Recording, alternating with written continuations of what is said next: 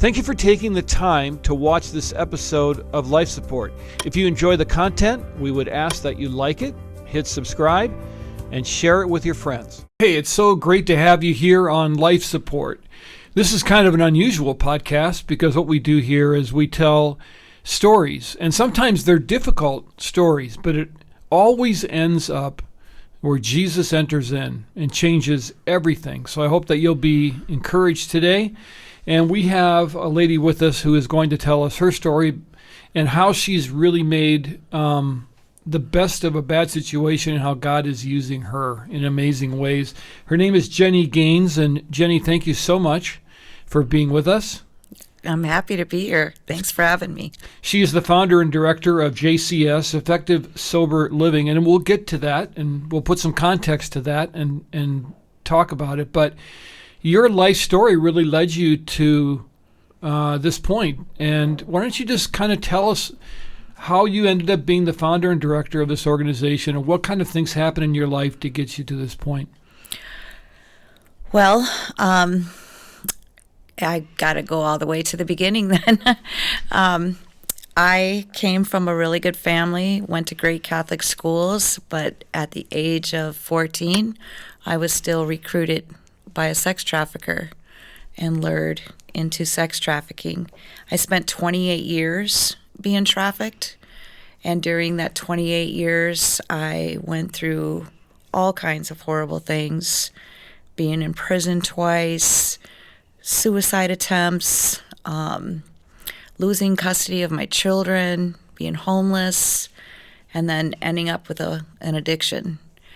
And finally, I kind of came to the end of myself, and I called out to God I got down on my knees and I remembered learning about the salvation prayer, and I said it with all my heart, crying on my knees for God to give me a different life, one that He wanted me to have, because I couldn't live another day in that life. And if that was what my life was going to be then I just wanted Him to kill me. And if He wasn't going to do that, then He had to give me something different. And I remember waking up the next day, and there was still violence in my life, still drugs in my life, still complete emptiness. I lived in a world without any love. It was very apparent to me that the world did not care about prostituted women. And I thought God didn't hear my prayer. But when I look back now, it's been over 10 years, maybe since 2011, He did hear my prayer, because it wasn't long after that He led me to a program called Breaking Free, and they help women who are victims of trafficking. And I was finally somewhere where people challenged some of the dysfunctional thinking I had, all the brainwashing I had, that the only thing that I was good at was being a prostituted woman. And I knew I was going to work there the moment I got there. After I graduated from the program, I spent a year just volunteering, picking up cigarette butts. They couldn't get rid of me. And then they had an opportunity where they were able to give a few of us a paid internship. So I accepted that internship. I got $150 every 2 weeks, and they had me answering the phone. And different staff taught me different things. I didn't even know how to send an attachment with an email. Mm-hmm. I learned, office politics, because I didn't understand those either. And eventually I became the intake specialist. Then I became a woman's advocate. And God took all the stuff that I had been through, and He took them and He used them for His glory, and I was able to help other women. And I was a very valuable employee there. Wow. That's amazing. So this all started when you were 14. Yep. We hear a lot about sex trafficking. It's a term that's used in the media quite often. Can you kind of tell us what exactly is included in that term? Like, what goes on within the sex trafficking umbrella, under the umbrella of that? Good. That's a really great question. And actually, what they prefer to call it now in the movement is sexual exploitation. That's better. Underneath the umbrella of sexual exploitation are many things. There's sex trafficking, which means there's a third party involved, a trafficker. The other two parties would be the victim and then the demand.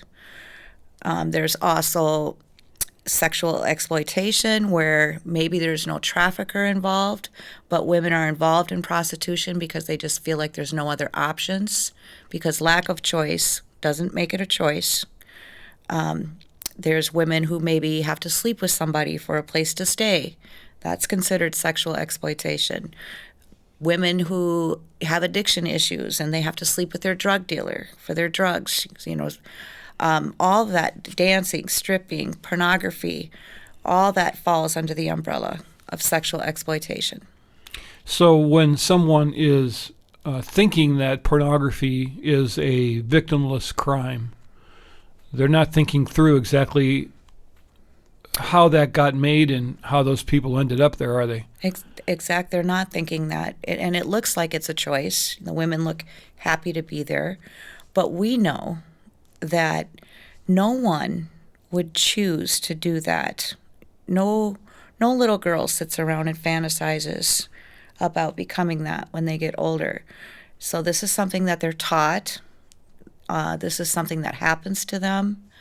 This is there's a lot of factors involved, music, media, sexual abuse, homelessness. There's generational prostitution where women are born into it. Mm-hmm.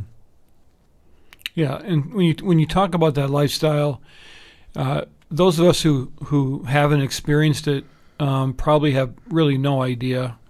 But it sounds just dark. It is dark. Hopeless. It's very empty. Mm-hmm.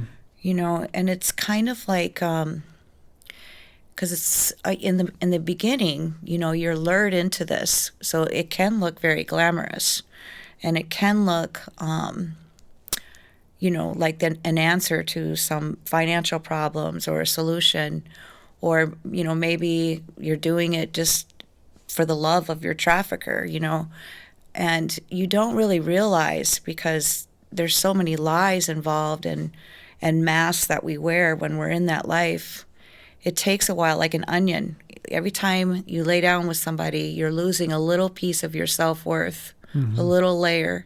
But then maybe we go shopping, or maybe we do drugs, and we don't really notice that layer's gone, because there's some kind of instant gratification that covers that.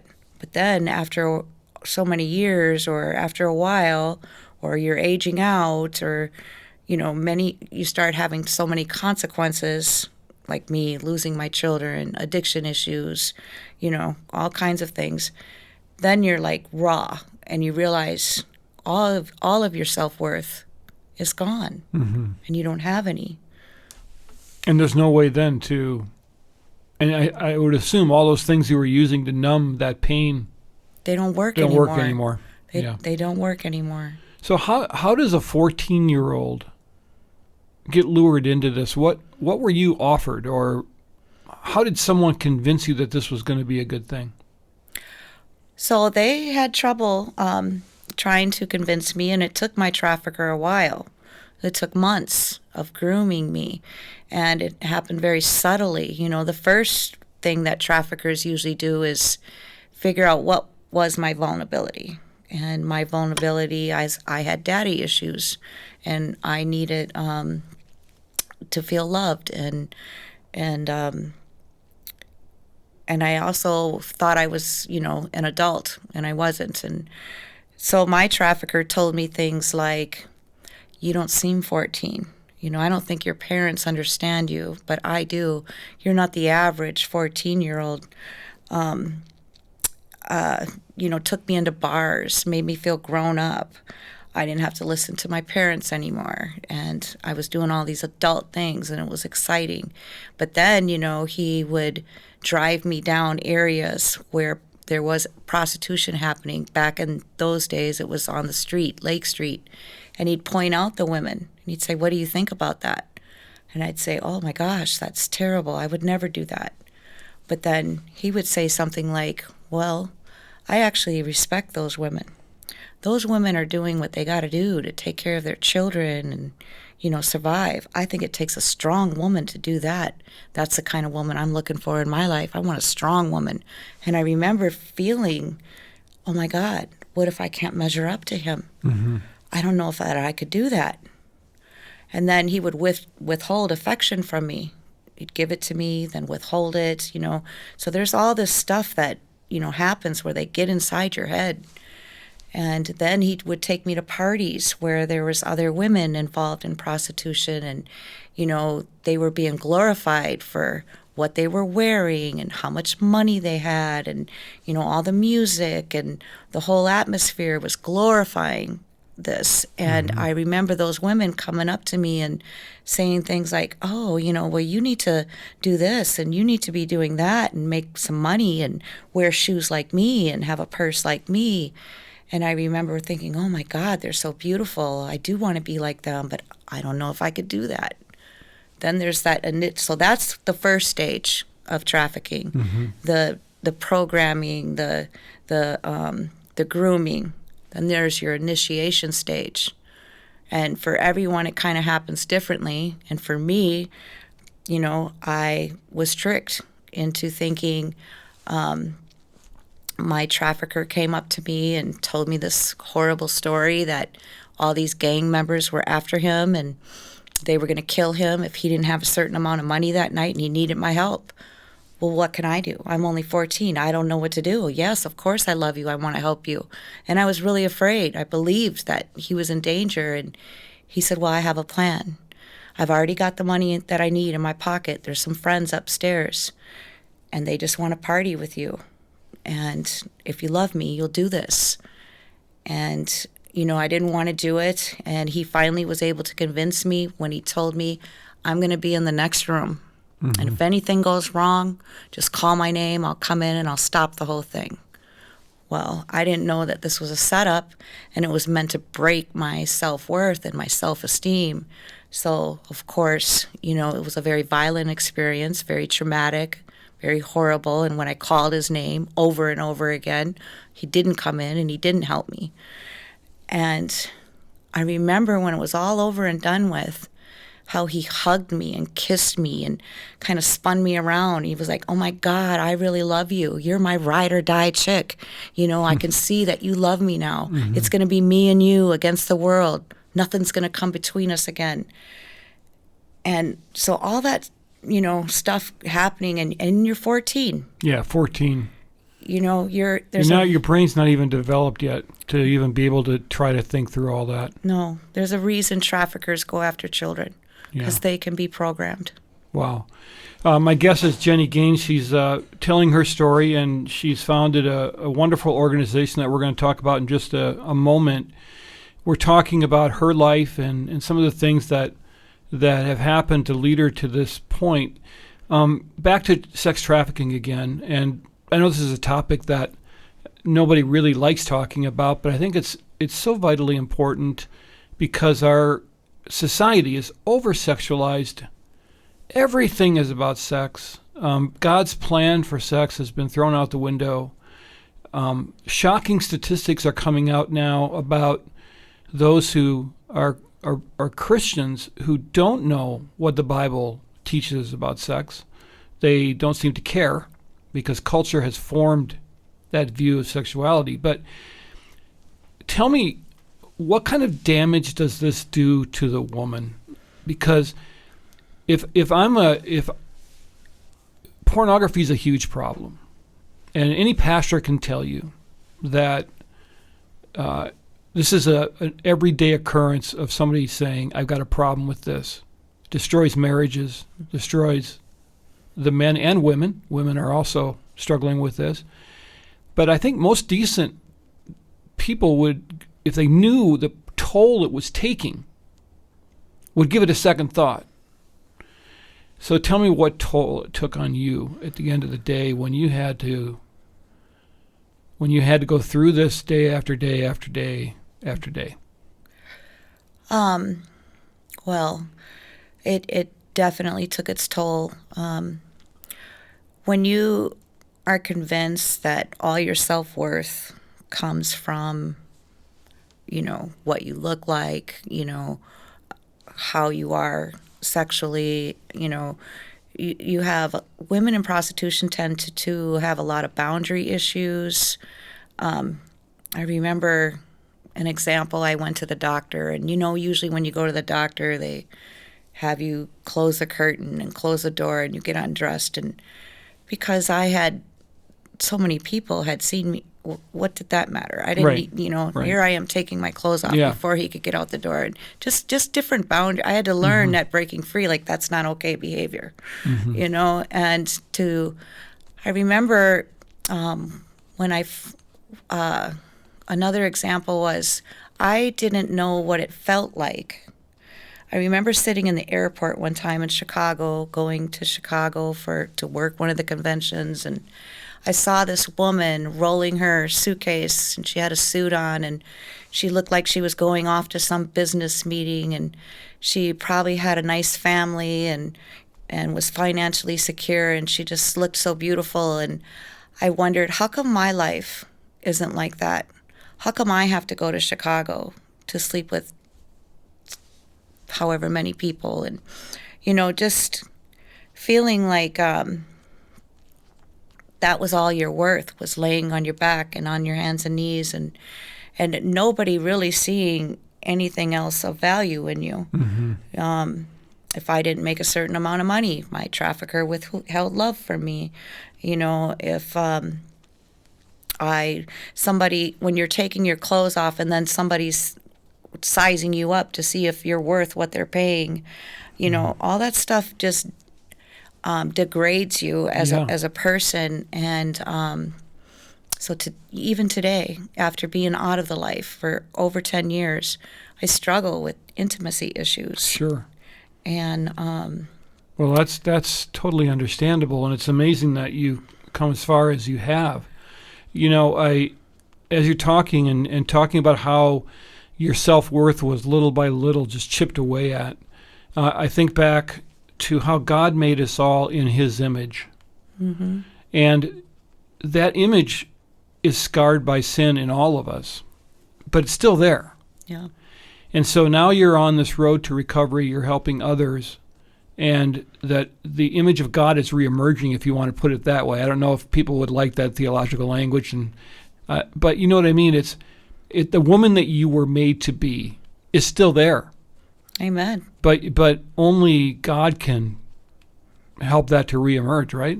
Yeah. And I remember when I asked God to give me a different life, give me one that He wanted me to have, and I literally just did everything He asked me to do, and sometimes I didn't understand why.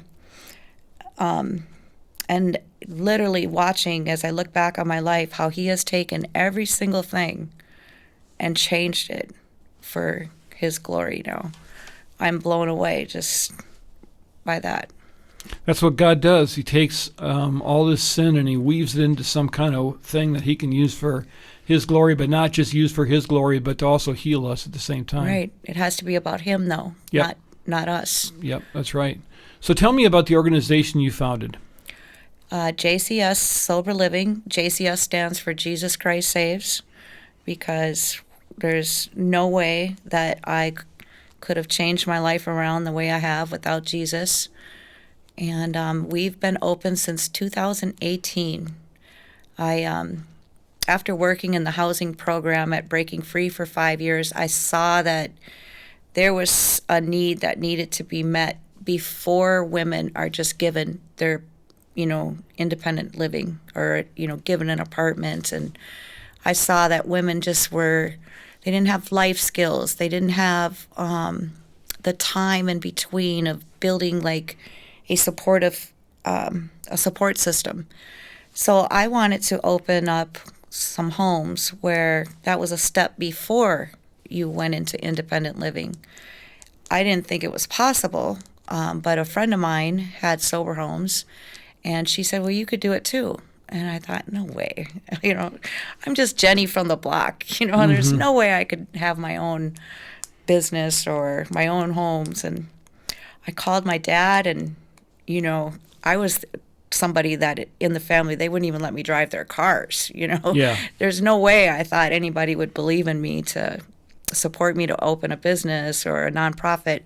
I called him on the phone, and literally the next day he met up with me and gave me enough money to open my first sober home. Well, good for him.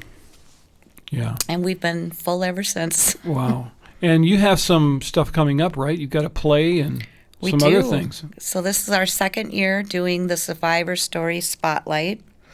And we partnered with another organization called CAST and Corey's House. And I wrote the play. The play is done in box theater style.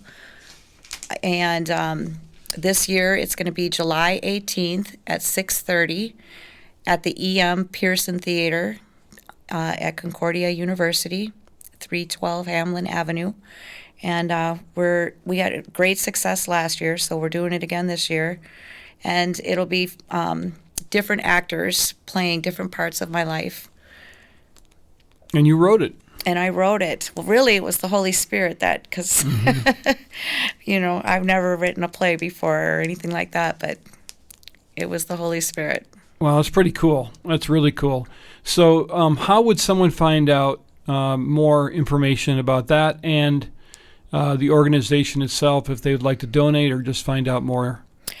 Well, I just connected with Amplify Learning Center, and they created a GoFundMe account. So if you go on GoFundMe, you can search Empowering Survivors of Sex Trafficking, and you'll be able to donate that way. You can also go straight to our website, jcssoberliving.org, and donate. For the play, what I think I'm going to do is I'm going to post a link on my website where you can purchase tickets, or you can definitely reach out to me on the website and I can get you tickets. It's like $10 a ticket. You can also sponsor tickets for other survivors to see the play. Well, that's really, really neat, and I just really appreciate your candor and being willing to tell your story. It's going to help a lot of people and open a lot of eyes. So thanks a lot, Jenny.